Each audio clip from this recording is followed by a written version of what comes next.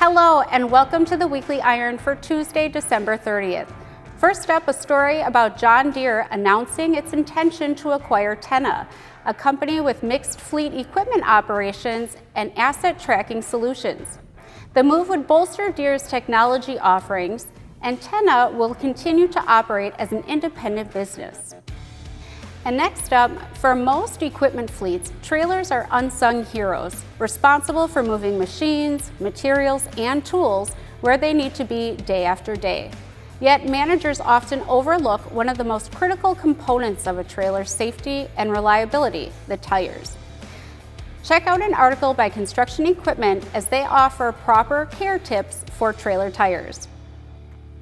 And have you ever wondered how CONEXPO Con got to be one of the largest shows in the world, and certainly a main event for the construction industry? HCEA archivist Tom Berry brings the story to life in this historical look back.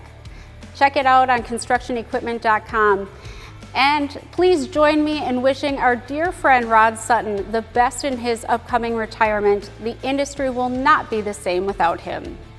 That does it for us at the Weekly Iron. Have a wonderful and happy new year, and we'll see you next year.